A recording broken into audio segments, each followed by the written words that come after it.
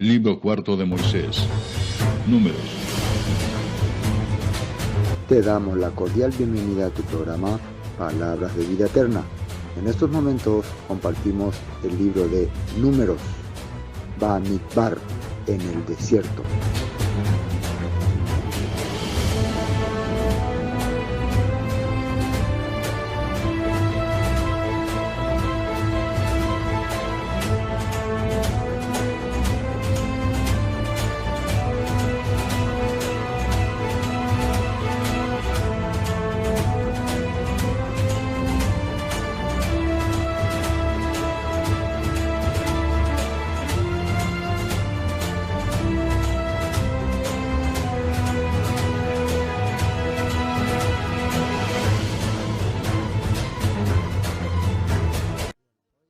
Vamos a ver este capítulo 36, el tema, la ley del casamiento de las herederas. Este es como se le puede llamar como una segunda parte, ¿no? del que habíamos compartido, capítulo...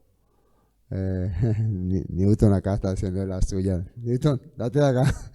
Cualquier cosa va a echar enseguida, ¿no? Sáquenle. No, eso no me deja concentrar. Date, Newton. Ya acabamos trayendo a todas las personas que son traviesos. Ahí se mete.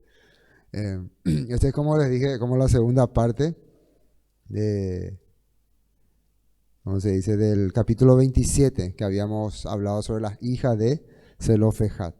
Pero en aquel tiempo las hijas de Zelofejad vinieron a reclamaron que su herencia, ¿no?, la parte de que le correspondía a su familia, en especial a su papá, no podía quedar de la nada, porque a pesar de que su papá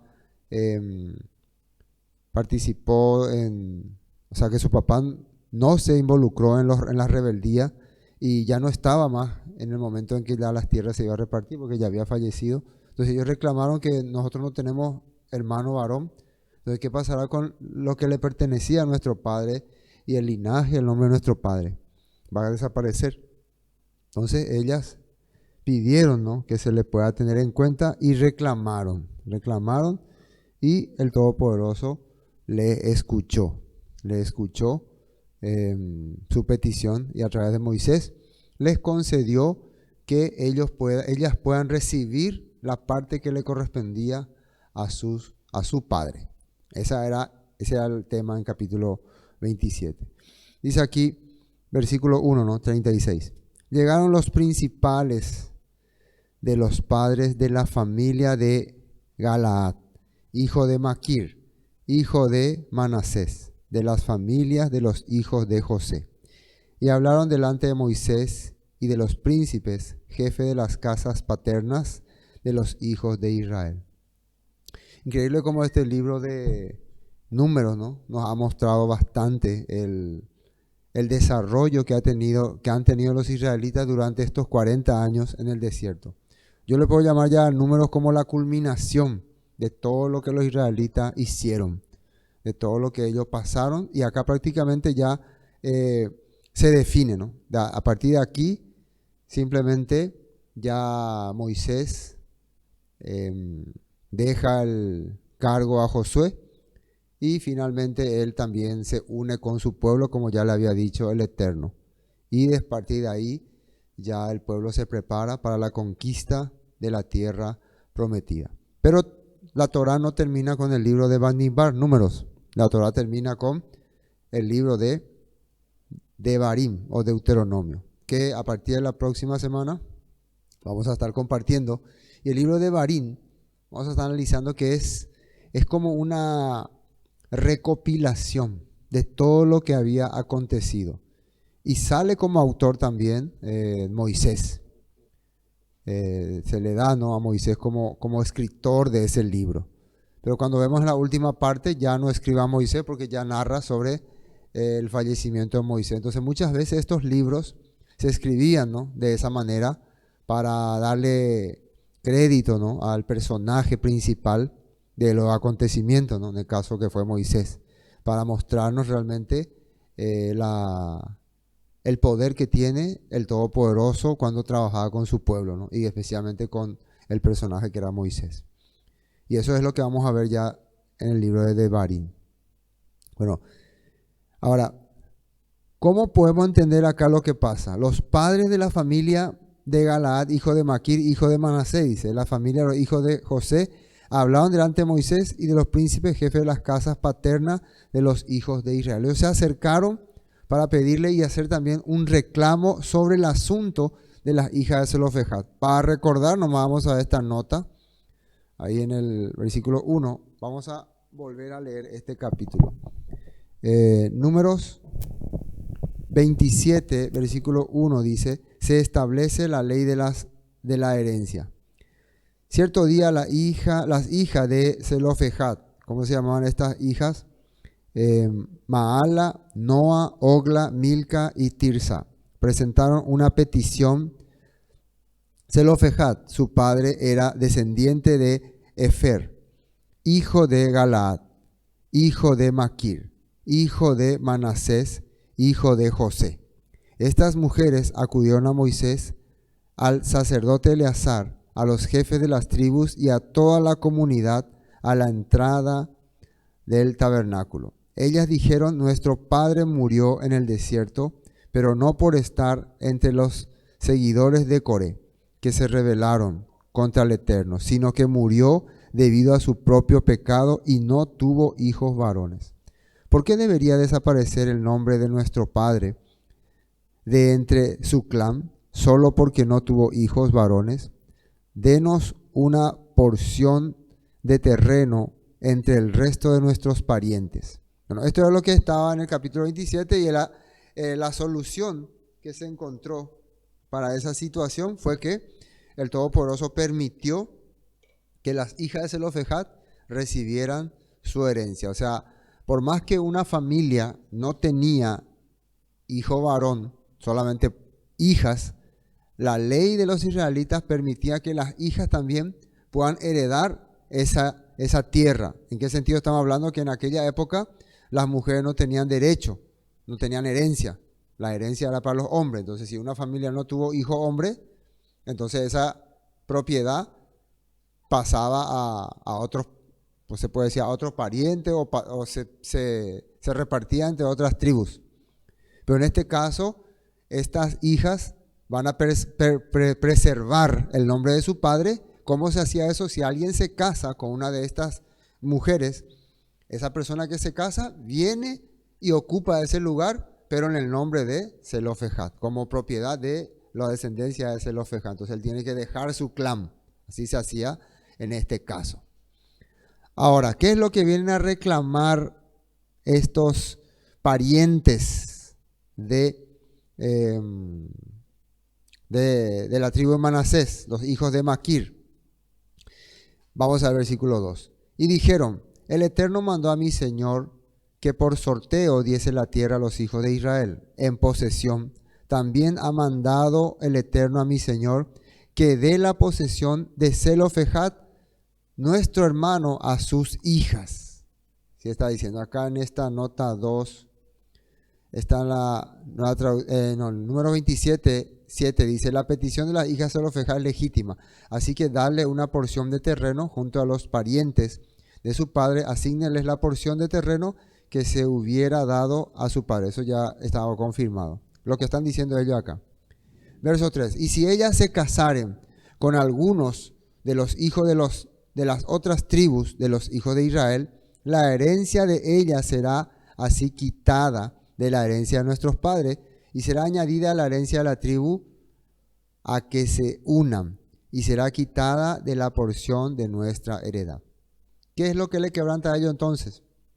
Vamos a ver, primeramente, si Caleb nos puede mostrar el mapa de la familia de Manasés, donde está un listado. Acá yo voy a mirar desde aquí, el listado de los parientes de los descendientes de Manasés. ¿Cuáles eran? Para poder entender un poco de esta familia. ¿Quién era Maquir? ¿Quién era Galá? El mapa, no, la lista. Una lista donde está Manasés y todos sus hijos. Después vamos a ver el mapa para ver el territorio que le correspondía a la familia de Manasés y qué grupo se fue hacia el oriente y cuál hacia el occidente. Bueno, ahí está Manasés. Ustedes ven, los hijos de Manasés eran Maquir, Asriel, Siquem, Semida y Jefer. Entonces eran 5 los hijos de Manasés. Y serían ya los nietos de Manasés, está Galaad y Zelofejad. ¿Por qué marcamos estos dos principalmente? Después están los demás, ¿no? Príncipes de la familia. Porque los que recibieron la herencia que de las nietas, serían ya las, ¿cómo se dice? Bisnietas, ¿no? De Manasés, recibieron la herencia para ocupar la parte occidental, la parte de la tierra de Canaán. Los demás, los hijos de Maquir, que serían ahora los que vienen a reclamar, serían Geser y Elec, ¿no? Los hijos de Galaad, serían también los bisnietos ya de Manasés. Ellos vienen a pedir que si las hijas de Zelofejad, que van a ocupar el territorio de la tierra de Canaán, y ellos son descendientes de Manasés, se casan con otras tribus, entonces ellos van a perder ese territorio que ellos también consideran que le pertenece por ser descendiente de Manasés. Ahora, ¿cómo se explica esto? Acá no se entiende muy bien, pero en el mapa vamos a entender. Vamos a mirar un poco el mapa. ¿Cuáles son las dos regiones que le corresponde a los hijos de Manasés? Fíjense ustedes que cuando la tribu de Manasés pidió con Gad y Rubén, lo que está más abajo, ¿no?, quedarse ya al otro lado del Jordán, ahí lo que vemos en la parte oriental, lo que se ve allá, las ciudades de Ramot de Galad, esa es la ciudad donde están entonces los galaditas, ¿no?, hijos de Maquir. Ellos ocuparían esa región. Estas personas, los que están ocupando esa región, son los que están viniendo a decir a Moisés, ahora las hijas de Zelofejad van a ocupar el otro lado del Jordán, donde está Megiddo, Taana, Beí, Tirsa. Justamente Tirsa es una de las hijas de Manasés, ¿no? Se llama Tirsa, ¿no? Samir, Siquem, Piratón, ¿no? Más abajo está Gilgal. Entonces, esta región que está en la tierra de Canaán, ellos tienen miedo de que si alguna de estas herederas de esta región se casa con alguno de la tribu, por ejemplo, de Zabulón, o de Efraín, o de Dan, o de Isaacar, ellos pueden perder este territorio. Imagínense qué grande territorio está teniendo la tribu de Manasés. La tribu de Manasés tiene del lado oriental y del lado occidental. Entonces ellos están reclamando, ¿qué va a pasar si estas mujeres se casan con alguno de la tribu de Zabulón, de Isaacar, de Efraín? Entonces nuestro territorio va a ir disminuyendo. Eso es lo que ellos vienen a reclamar. O sea, que ellos no quieren que la gente de Manasés pierda terreno. Bueno, para que podamos entender. ¿Se entendió? Entonces, viendo esos mapas. Ahora vamos a ver qué le dice Moisés. Y cuando viniere el jubileo de los hijos de Israel, esto todavía están hablando de ellos, ¿no?, de la heredad de ellas, será añadida a la heredad de la tribu de sus maridos.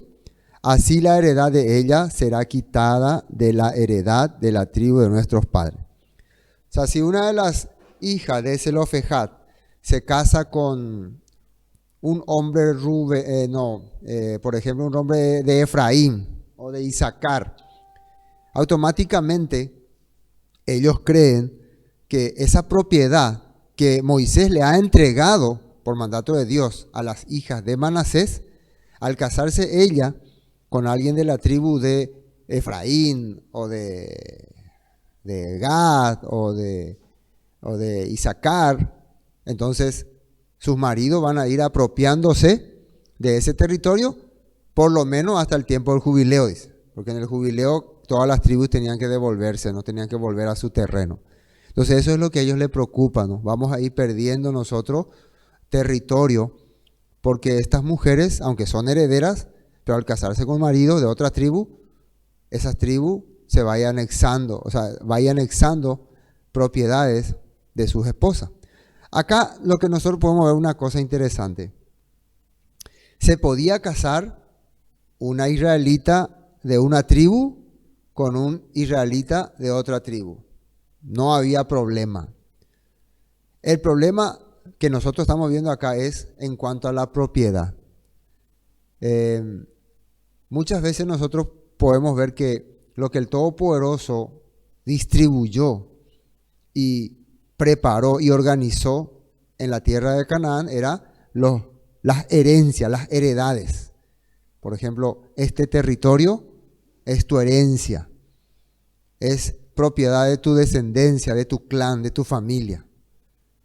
Entonces, generalmente los herederos eran los hijos, los primogénitos. Entonces así él iba formando una comunidad, un grupo. Y las 12 tribus formaban 12 comunidades fuertes, que después se hicieron una nación.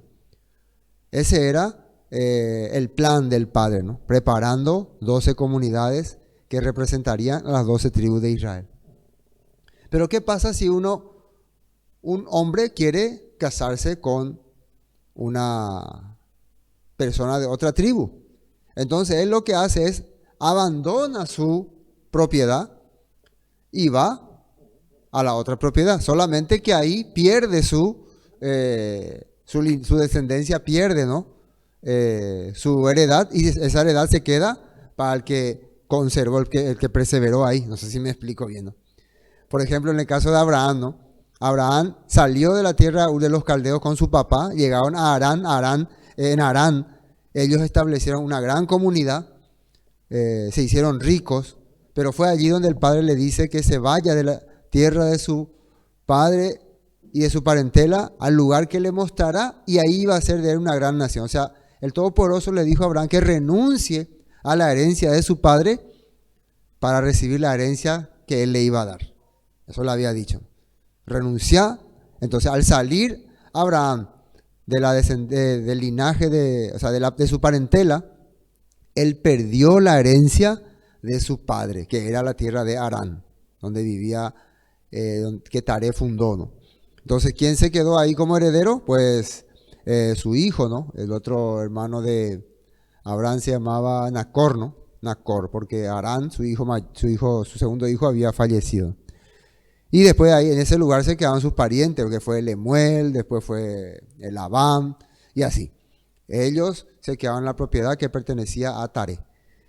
Entonces, de esa manera, cuando vos abandonás la casa de tu padre, vos tenés que ir ahí a establecerte en otro lugar y buscar herencia en otro lugar, o establecerte en otro lugar. Entonces vos perdés la descendencia de tu familia. Un tiempo también la Biblia menciona que Judá hizo lo mismo, ¿no? Judá se apartó de sus hermanos, se fue y se estableció en otra parte. Él quería hacer otro propio clan, pero después al final, por toda la situación que tuvo, se le murió su hijo, después se le murió su hijo Nan, tuvo problemas con su nuera. Él finalmente regresó otra vez con su padre, y todos juntos ellos vinieron y poblaron la tierra habitaron la tierra de Egipto.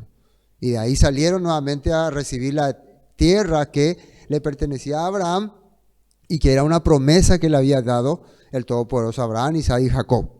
Eso es importante entender lo que representa la tierra, la propiedad en aquella época para los israelitas, ¿no? Significaba recibir promesa de nuestros ancestros. Bueno, ahora, entonces ellos también reclaman esa propiedad que vimos recién en ese mapa, es de la tribu de Manasés. ¿Y qué va a pasar cuando estas mujeres que no tienen hombre en su clan se casen con hombres de otras tribus? Vamos a perder nosotros nuestras tribus. Así ellos creían. Aunque nosotros hemos visto que si una persona se casaba con las descendientes de Zelofejad, ellos tenían que pertenecer o guardar el linaje de Zelofejad. Pero una cosa importante, ¿no? Tenía que ser de la misma tribu. Entonces Moisés mandó a los hijos de Israel por mandato del Eterno diciendo: la tribu de los hijos de José habla rectamente. O sea, el Todopoderoso estaba de acuerdo con los hijos de Maquir. Esto es lo que ha mandado el Eterno acerca de las hijas de Zelofejad, diciendo: cásense como a ella les plazca, o sea, como les convenga, pero en la familia de la tribu de sus padres se casarán. Una cosa muy interesante, las hijas de Zelofejad han sido toda una revolución para el pueblo hebreo, para los israelitas, porque han demostrado que el Eterno le da valor a la mujer, cosa que no se hacía en aquella época. En aquella época la mujer no valía mucho, Pero el Eterno, a través de estas muchachas que decidieron reclamar, decidieron hablar, ¿no? Pedir justicia por su padre, estamos viendo que el padre siempre está teniéndola en cuenta. Ahora, de la misma manera, los hijos de Maquir también serían sus primos. Están también reclamando ya por las propiedades, están salvaguardando la propiedad ya de su ancestro Manasés, de su bisabuelo, que ellos también quieren preservar el territorio de su bisabuelo y que no se pierda. Entonces, Moisés, a través del Todopoderoso, les habla a estas mujeres que pueden casarse como quieran, pueden elegir para sus maridos, pueden decidir con quién casarse, eso es lo que le estaba hablando, cosa que en aquella época no se hacía, ¿no? Tus parientes, tus padres, es los que decidían con quién tenía que casar. Pero acá le dice que pueden casarse como ellos quieran, pero con gente de su tribu. ¿Con qué objetivo? ¿Con qué propósito? Para que no haya después un conflicto de tribus. No sé si me explico bien, ¿no? No hay un conflicto de personas que quieran, por ejemplo, si ella se casa con uno de la tribu de Benjamín, ese Benjamín después quiera reclamar, o los hijos de esa pareja, que van a ser benjaminitas, quieran reclamar ese territorio como suyo, porque su padre era de Benjamín. Entonces, por eso, cásense con personas de la misma tribu, entonces no va a haber problema. Si reclaman a alguien territorio, siempre van a reclamar territorio de Manasés.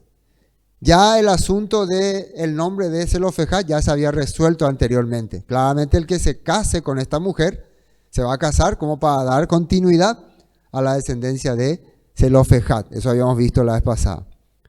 En esta nota 6, como dice en la Nueva Traducción Viviente, esto es lo que el Eterno ordena acerca de las hijas de Zelofejad.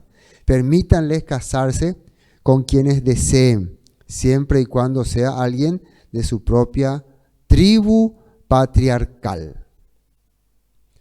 Simplemente este propósito y objetivo era para preservar el territorio. Vemos nosotros que probablemente alguna de estas mujeres, no sabemos muy bien, se casó con la misma tribu y otras se habrán casado con personas de otra tribu. Porque vemos nosotros que ahí en el territorio de Manasés, en homenaje a una de estas hijas, se fundó una ciudad con su nombre, se llama la ciudad de Tirsa, que era una hija de Zelofejad, y ella ocupó, por lo visto se casó con alguien de la tribu y se preservó a su descendencia en ese lugar, y no solamente su descendencia, sino también su nombre. Eso es muy importante entender entonces. Bueno, continuemos. Versículo 7. Para que la heredad de los hijos de Israel no sea traspasada de tribu en tribu, porque cada uno de los hijos de Israel estará ligado a la heredad de la tribu de sus padres. Y uno se pregunta, otra vez voy a responder, en aquella época solamente vos te podías casar con gente de tu misma tribu o no. Bueno, si es que vos querías preservar la herencia que el Todopoderoso le dejó a los hijos de Jacob, que les repartió Josué con Eleazar, ¿no? El territorio que le correspondía. Si vos querías preservar tu herencia, entonces vos tenías que permanecer en la tribu de tus padres, ¿no? Ahí también tenías que casarte. No se necesita casar con un pariente muy cercano, ¿no? Pero ahí tenías que casarte en ese lugar. Ahora, si vos renunciás a tu propiedad, a tu territorio, entonces te vas y te casas con otra persona, pero ya renunciás a tu propiedad, renunciás a tu territorio. Vemos nosotros que algo similar aparentemente pasó con, ¿cómo se llama? Con Jacobo y Esaú. Jacob y Esaú. Esaú se queda, ¿no?, en la tierra donde estaba su padre Isaac, la tierra de Canaán. Cuando tiene el conflicto con Jacob, Jacob tiene que huir a Aram, donde está su tío Labán, y aparentemente él pierde la bendición, o sea, la promesa. Pero nosotros sabemos que el padre a través de Isaac le traspasó a él la bendición. A través de Isaac él recibió la promesa que se le había dado a Abraham. Pero en la práctica se ve que Esaú es el que se queda con todas las propiedades de su padre, con las riquezas de su padre. Esaú es el que recibe toda esa bendición, aparentemente bendición material. Pero la bendición en el corazón y de lo celestial venía del Eterno. Entonces, Jacob se va sin nada y empieza a trabajar 7 años por Raquel, después otros 7 años trabajó primero por Raquel, pero le dieron Lea, después por Lea, finalmente por Raquel 2 veces trabajó, ¿no? Y finalmente trabajó por sus cosas también. Total, 20 más 21 años estuvo trabajando. O sea, de cero, Jacob obtiene bendición material, pero esa no era la bendición. La bendición era la promesa que se le dio a Abraham, a Isaac, de que en esa tierra su simiente sería bendecida. Y también el padre, cuando él está viajando a Aram, le da esa bendición a Jacob. Entonces, cuando uno se da cuenta, parece que la tierra se quedó en manos de Esaú y que Jacob renunció o se fue y se perdió. Pero después, el Todopoderoso mismo le vuelve a llamar a Jacob y le dice que regrese a la tierra de sus padres. Y ahí va a haber un conflicto porque se va a encontrar con Esaú. Y ustedes ya saben la historia, ¿no? Cuando se encontraron, cómo Jacob tenía miedo, le envía regalos, trata de calmar el corazón de su hermano. Finalmente ellos se reconcilian, tienen otra vez encuentro y viven separados pero en la misma tierra. ¿Y ahora qué pasa? Los dos están en el mismo territorio, pero la bendición es para uno. Y dice la Escritura allá por Génesis 36, que pasado el tiempo después de la muerte de Isaac, Esaú decide retirarse. Él mismo decide que no quiero vivir más aquí. Y va y se va hacia la zona de Seir, dice. Es el lugar donde está ahora ubicado el territorio de Edom. Se va con todo lo que tenía, sus esposas, su hijo y todo lo que había ganado, dice, toda su riqueza, y se retira. No es que alguien le expulsó ni nada. Y además no es que no tenía él el poder para permanecer ahí. Simplemente él quiso irse. Según algunos comentan que él no encontró prosperidad en esa región, que para él no era próspero, que él creyó que en la zona donde se fue a establecerse había mayor productividad y llevó todo su ganado y realmente se hizo una nación grande, la nación de Edom. Pero la tierra que había sido prometida a Abraham, Isaac y Jacob quedó para Jacob, a pesar de que su descendencia después tendría que vivir en Egipto. Ahí pasaron muchas veces hambre, tuvieron conflicto con la gente de la tierra, pero esa era la promesa que el Todopoderoso le había dado y él perseveró en ese lugar. Entonces nosotros podemos ver entonces que a pesar de la situación, la dificultad, el Todopoderoso, cuando alguien sigue sus promesas, sigue su convicción, aunque pierda todo lo que sea lo material, y si la bendición del Padre, la promesa del Padre está en su corazón, puede avanzar, puede continuar. Esaú pensó que la bendición era lo material. La bendición era quedarme con todas las riquezas de mi padre Isaac. Y se quedó con toda la riqueza de su padre Isaac, pero no logró quedarse con la bendición que el Padre le había dado a Abraham y a Isaac, de que en su simiente serían benditas todas las naciones. Eso es lo que estamos viendo entonces ahora los israelitas, que están muy pendientes de esa promesa, de la tierra que se le había jurado a sus padres. Ahora, versículo 8 dice: y cualquier hija que tenga heredad, esto ya habla en general, en las tribus de los hijos de Israel, con alguno de la familia de la tribu de su padre, se casará para que los hijos de Israel posean cada uno la heredad de sus padres. Entonces, si ocurre un caso semejante, de que un hombre tiene puras hijas y después él muere, entonces esa propiedad, ya hay la ley de que si el padre tuvo puras hijas y el papá muere sin dejar hijos, la hija va a ser la heredera. Pero se le recomienda acá a la hija, para mantener en la tribu la propiedad, que no se case con alguien de otra tribu, que se case con varones de su propia tribu, para que la tierra persevere en la tribu, el territorio permanezca en la misma tribu. Eso se le recomienda. Versículo 9. Y no ande la heredad rodando de una tribu a otra, sino que cada una de las tribus de los hijos de Israel estará ligada a su heredad. Como el Eterno mandó a Moisés, así hicieron las hijas de Zelofejad. Y una cosa muy importante, ellos decidieron obedecer el mandato del Eterno. ¿Qué es lo que, la pregunta, ¿no? ¿Qué es lo que yo puedo sacar de enseñanza de este capítulo? Estamos terminando el libro de Números. Estamos viendo que el Padre nos mostró lo que significa la obediencia, el seguir a la voluntad del Padre, el perseverar, como lo hizo Josué y Caleb, que tuvieron la bendición de llegar hasta la tierra prometida, de llegar ya ahora a la orilla del río Jordán, ¿no? Y de poder ser parte del cumplimiento de esta promesa, por la obediencia que habían tenido, que habían seguido desde que salieron de Egipto. Pero igualmente muchos se desanimaron por el camino, les vino ese pensamiento de que parece que nunca se va a cumplir la promesa del Padre, parece que nunca se va a realizar la voluntad del Padre. Y al final, como dicen Hebreos, vagaban en sus pensamientos, dice. Siempre andan vagando en sus pensamientos, en sus corazones. No conocieron camino de paz y quedaron todos muertos en el desierto. No tuvieron esperanza. También vimos el tiempo cuando menospreciaron, dice, el alimento que el Padre les daba, el alimento que ellos recibían y la voluntad que el Padre hacía.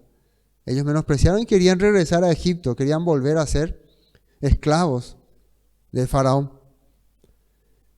Ese fue el mensaje principal que nos puede mostrar este libro de Números, ¿no? Que el que persevera hasta el fin será salvo. ¿Y ser salvo qué significa? Recibir la herencia, recibir la promesa del Todopoderoso. Eso es ser salvo. Salvo es, vos estás en un lugar donde no hay esperanza, de peligro, y ahora estás en un lugar donde tenés protección. Por más que durante los 40 años ellos estaban bajo la protección del Eterno, ¿no? Porque estaban caminando rumbo a la tierra que el Padre había prometido. Ellos estaban en peligro de ser atacados por tribus enemigas, en peligro de que sus corazones se corrompan. Todo tipo de peligro pasaba mientras estaban en el desierto. En el desierto es el momento donde uno tiene que echar su corazón hacia el Eterno, hacia el Todopoderoso, para que pueda superar ese obstáculo y llegar a la tierra prometida y decir, soy salvo. Esa es la realidad. Entonces, acá las hijas de Zelofejad entendieron que la voluntad del Padre era que ellos pudieran llegar hasta esta tierra. Tal vez su padre, que fue hombre de fe, dejó en el desierto su cuerpo, dejó su vivencia, pero su fe estuvo siempre puesta en esta tierra, en ese lugar que ahora sus hijas están heredando. Entonces su nombre está manifestándose a través de ellas. Y ahora entonces Moisés le habla a ellos, ustedes valoren ese esfuerzo que hicieron sus padres, que hizo sus padres, cruzando este desierto para que ustedes hoy puedan ser parte de esta herencia, de este lugar. Y eso es lo que ellos están entendiendo. Nosotros vamos a hacer como el Todopoderoso ordenó. Vamos a perseverar el nombre de nuestro Padre. Entonces, en esta humanidad, en este sistema, ¿qué es lo que un creyente en la palabra puede hacer para seguir ese ejemplo de los israelitas que tuvieron la fe? Únicamente perseverar en la voluntad del Padre. Porque hay un sistema que se quiere mezclar con nuestra mente, con nuestro entendimiento, y nos quiere desviar de la voluntad del Todopoderoso. Nos quiere desviar, llevándonos a otro río, como dicen algunos, a otro entendimiento, cosas que después vamos a ver que lastimosamente ocurriría, ¿no? Pero estos libros quedaron, o estos quedaron en la memoria de muchos israelitas para que puedan entender que el Padre siempre estaría con ellos. Dice, y así, versículo 11, Maala, Tirsa, Ogla, Milca y Noa, hijas de Zelofejad, se casaron con hijos de sus tíos paternos. O sea, si se casaron con los hijos de sus tíos paternos, entonces se casaron con sus primos, ¿no? Hay una ley en la Torah, ya hemos hablado cuando hablamos Levítico del casamiento entre parientes, ¿no?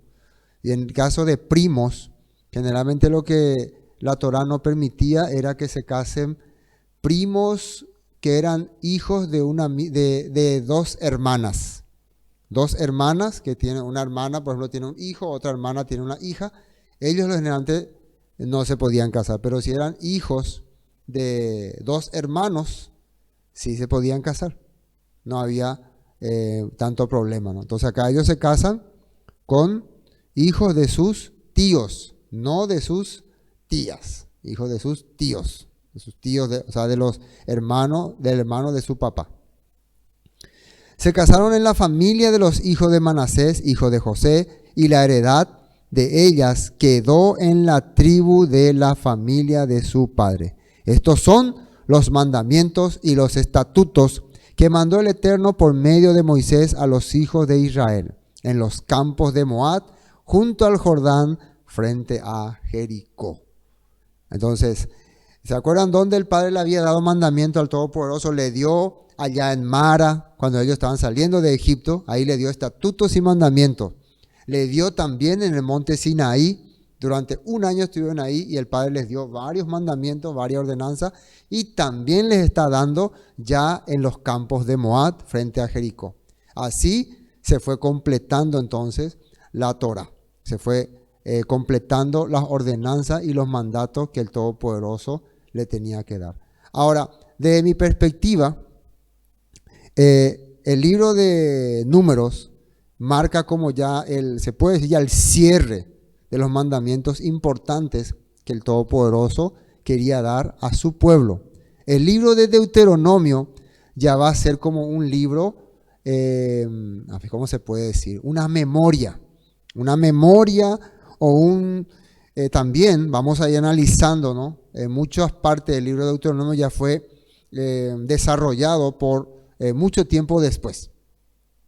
O sea que podemos decir que fue ¿cómo se puede decir?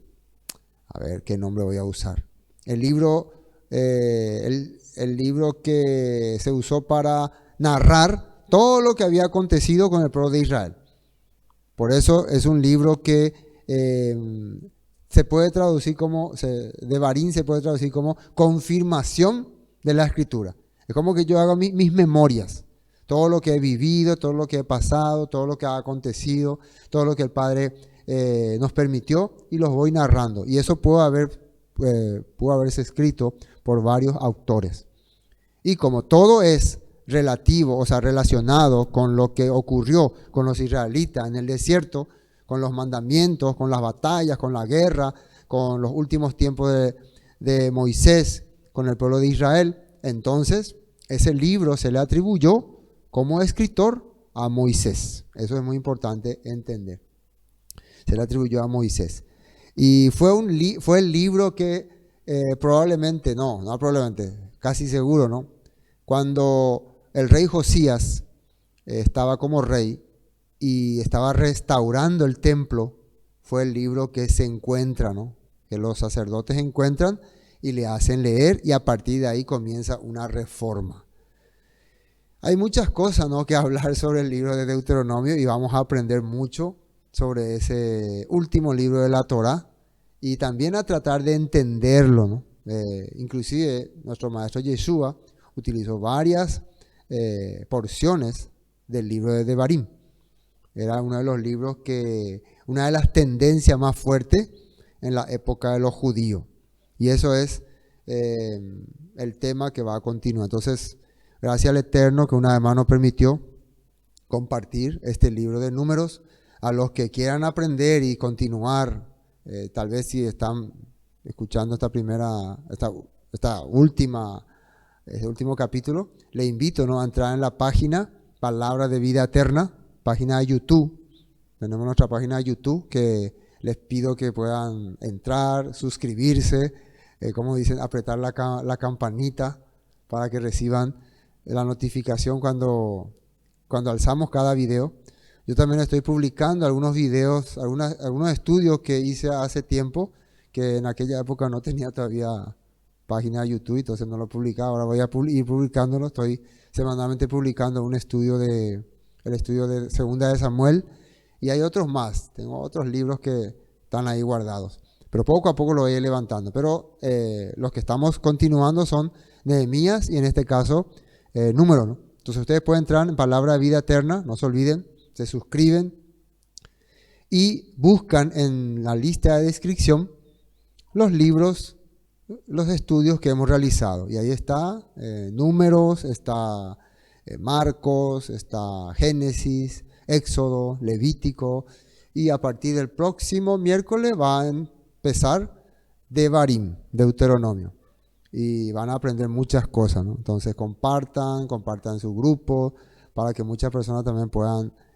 conocer más de la palabra, y eso es muy importante, puedan abrir su mente a la escritura, puedan tener el entendimiento más que todo en la palabra, y conocer la palabra a nosotros nos ayuda a tener una confianza en el Eterno, una confianza en el Todopoderoso, especialmente en este tiempo donde muchas personas entran con temor, empiezan a tener miedo de cualquier cosa, y nos da otra vez confianza en la palabra, en su seguridad de servirle a Él, y también nos saca de todo tipo de condenación, ¿no?, que muchas veces uno recibe por malas interpretaciones que lastimosamente muchas veces escuchamos de algunos textos o de algunos artículos de la ley, y que muchos, como dice nuestro maestro, atan cargas pesadas en otros.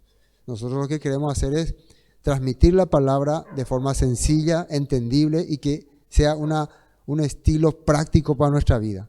Que realmente la palabra nos haga vivir como el Todopoderoso quiere que caminemos, como quiere que andemos, haciendo lo correcto, edificando también nuestro espíritu a medida que pasa el tiempo. Nada más, gracias a todos ustedes por participar de este estudio de números. Hoy hasta aquí vamos a compartir. Shalom.